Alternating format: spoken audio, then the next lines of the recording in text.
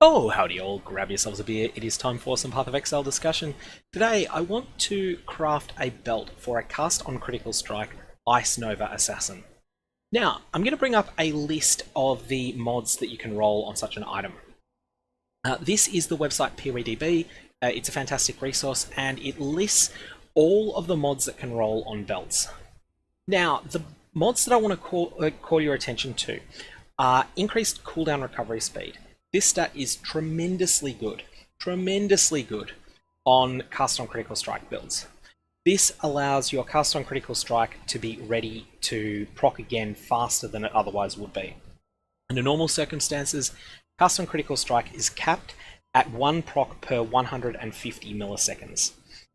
With enough cooldown recovery speed, you can reduce that from 150 milliseconds to 120 or even lower. So this stat is really good for you. You'll notice that it is in the Shaper mod pool, and item level 84 you can get 16 to 20% increased cooldown recovery speed. It's also in the Crusader mod pool. There is a reason we're going to choose the Shaper one instead. That reason is the well, there's two reasons actually. The first reason is that it's a rarer mod on Crusader belts. The second is the existence of the unique item, the Eternity Shroud.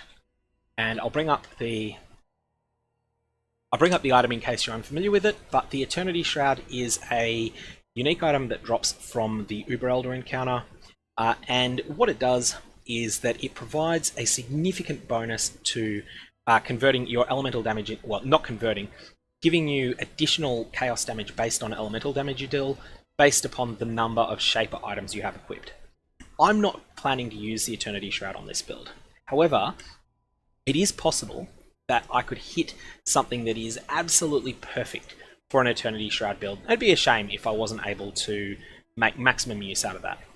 So for that reason, we're going to go with a Shaper suffix of cooldown recovery speed.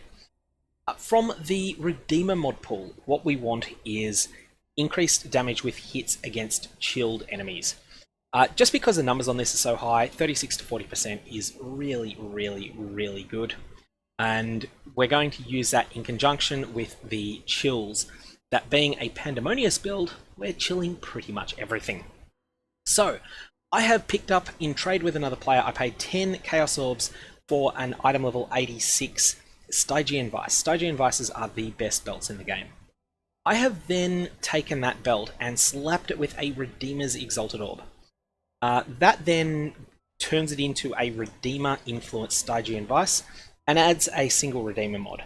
I wasn't lucky enough to hit the mod that I desired with that, but then with a whole bunch of Chaos Orbs and a bunch of other attempts with Frigid Fossils, eventually after about 75 Chaos, I was able to roll the mod increased damage with hits against chilled enemies. However, there's a very important caveat here. You'll notice that there is a Redeemer's mod, prefix Redeemer's 39% increased damage with hits against chilled enemies. There is also a suffix of Redemption, Tier 3, 20 to 25% increased projectile damage during any flask effect. This suffix is bad news. I'm going to attempt to annul that off. The reason for that is that when you use an Awakener's Orb, this will destroy one item, applying its influence to another item of the same class, and the second item is reforged as a rare item with new influence types and new modifiers. The thing that's key here is that the Awakener's Orb will remember one item. Oh, sorry, it will remember one mod from each item that is of the influence type. So what I'm going to try and do is I'm going to smash this thing with as many annulment orbs as it takes to either succeed and get rid of the unwanted Redeemer mod, or fail and get rid of the 39% increased damage. First attempt, neutral. Second attempt is what we wanted. We're now sitting on an item that has multiple mods on it, but the only Redeemer mod is the one that we want. 36 to 40% increased damage with hits against chilled. So this item is now prepared. I've picked up through trading with another player, I was able to pick up this heavy belt. I think I paid 50 Chaos for it, and the key reason that I wanted it is that it has the of shaping cooldown recovery speed mod, and that is its only Shaper mod. So, we're ready to fire the Awakener's Orb off. Very important that before you do this, you always read the Awakener's Orb text very carefully. I haven't made any mistakes on this, but it's very easy to do. Note that the first item you click is destroyed. The second item, it then applies its influence to another item of the same item class. Item class means belt, for instance. It's an inventory slot. It's a little bit more picky on weapons, so both if you were to use a jeweled foil, which is a 1x4 inventory slot, it would need to be another 1x4 sword. So, destroys the first item, and then the second item is reforged. Reforging an item is the same text as used on a Chaos Orb, so new random modifiers. But the Awakener's Orb remembers one mod from each item, and the mod that it remembers is always an influenced mod. So the only mod it can remember here is the mod of Shaping, Cooldown Recovery. The only mod it can remember here is Redeemer's increased damage with hits against chilled enemies.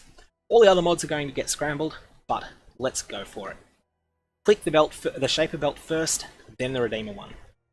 We now have exactly what we are looking for. And interestingly, we've picked up another useful mod on it, although the armor is unfortunate. What we've got here is a Shaper and Redeemer belt that has the best parts of the Shaper mod, 16 to 20 increased cooldown recovery. The best part of the Redeemer mod, 36 to 40% increased damage with hits against chilled enemies. It's also picked up another Shaper mod, not one that it's remembered from one of the base items, but one that's come up because the mods on it were scrambled, and it's picked up the completely unwanted armor mod.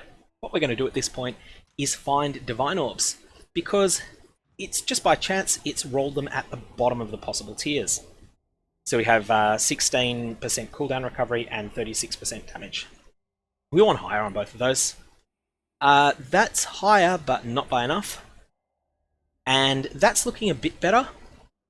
This I'm content with, but I might just be greedy and see if I can get better.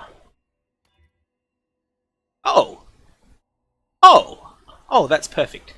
I just divined all three of the stats that I care about perfectly. That wasn't meant to happen, that was a bit of luck. And then at this point, the final step is just simply to find a useful benchcraft that we can then put on it, which I will do off stream because that is not particularly important here. So, that's the crafting process. You'll notice that there is no life on this belt and there is no energy shield either. That's unfortunate. There's nothing much that I can do about it. I wanted an offensive upgrade, and that's what I've got. But the Awakener's Orb only guarantees 2 mods. The rest is all luck. I did get a lot of damage. I got more damage than I was expecting, 60% when I was expecting 40. The only other thing that I will add in is that, of course, catalysts are dirt cheap this league. Catalysts are dirt cheap, and this looks like a perfect spot for elemental damage catalysts. So we're going to have a quick look-see for the turbulent catalysts, and 6, 7, 8, 9, 10, 11, 12, 13, 14. Clearly I'm going to need to pick up another 6 of those and smash them on there, but that is the crafting of Ambush Harness. Nothing revolutionary, but it's a useful thing to know exactly how the Awakener's Orb works, because it is the preeminent way of crafting most middle tier endgame gear. And additionally, if you have a miracle hit, so let's say that instead of getting 97 armor, I'd got tier 1 life, and let's say that in addition to those 4 mods, I had also got tier 1 chaos resistance, then suddenly this is not just a piece of early to mid endgame gear, this is extraordinary endgame gear. It's the sort of thing that can be worth a very large amount in trade.